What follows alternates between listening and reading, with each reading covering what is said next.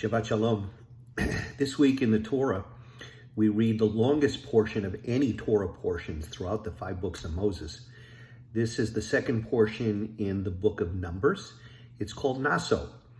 It begins with Moses continuing the census that he began in last week's Torah portion of Bamidbar in the book of Numbers. And then it goes on from there to cover a very strange ritual for a woman who's accused of being adulterous. And after that, the portion goes on to speak about holiness, people who want to go beyond, up and above holiness. They can become a Nazir, a Nazirite, someone who takes a vow of holiness to God and doesn't cut their hair and doesn't drink wine. And then there's this beautiful Birkat Kohanim, the priestly benediction, or the threefold benediction that we use at all holidays and life cycle events when we provide blessing, God's blessing to people.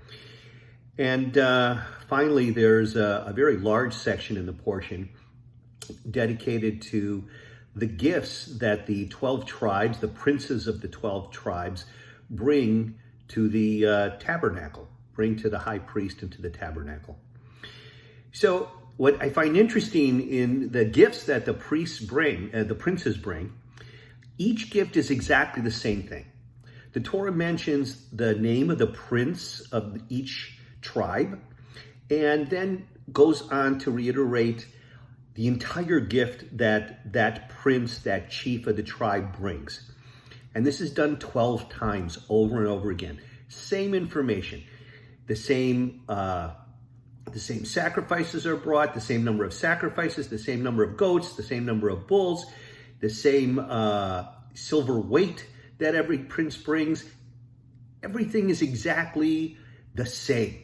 In fact, if you're a Torah reader, you love this portion because once you learn the names of the 12 princes of each tribe, all you have to do is repeat over and over the formula of the gift, of what they brought. It makes it very easy to chant this Torah portion. But it's interesting, the rabbis ask, why is it that we should listen to and have to hear all 12 of these gifts given over and over and over again through 12 tribes? Every gift is the same. Why not just explain the first gift and say all the chiefs of the 12 tribes brought the same gift? But in Torah we learn that there are no superfluous words. The rationale and the reason might be that the gifts are the same, but the giver is different. Each person deserves the kavod, the honor of being acknowledged for what gift that they can bring. Even if it's the same gift as you bring that everybody else brings, nonetheless, your effort, your energy should be acknowledged. And the Torah does this for each and every one of the 12 tribes. Each person deserves to be acknowledged. Each person, though the gift might be the same, the giver is different. And perhaps that's one of the things we need to realize in reading this portion. No matter what our gifts are, if it's the same as everybody else, what makes the gift distinct and special is who we are. What we bring in our kindness, in our heart, in our effort to bring the gift. And this is what needs to be acknowledged. Each person needs to be counted individually and acknowledged.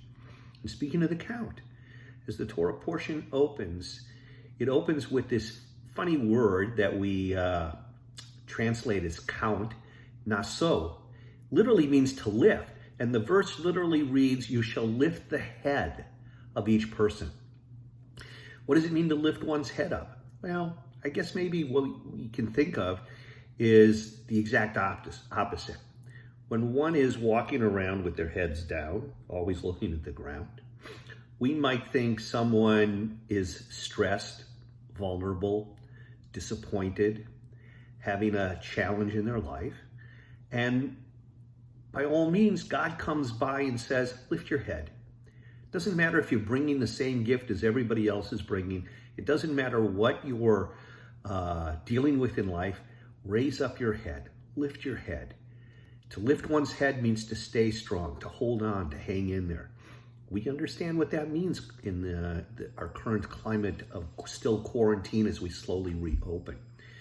I want to make the point that we should not be overly confident or egotistical that we walk with our heads held high in the clouds, but rather God wants us to hold our heads up, to be able to overcome the disappointment, to overcome the difficulties that we're experiencing in life, and be proud of who we are, what we bring to God, and what we bring to our fellow men. So this week, as we study Naso, keep your heads up, my friends.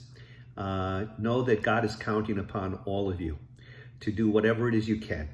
And believe me, whether it is something extraordinary or something routine, whatever it is, what you give in terms of the effort and the devotion you have is what counts the most. We count on you in our synagogue family, and I pray that you know you can count on us during these difficult times as well. Hold your head up, stay strong, and stay safe. Shabbat Shalom.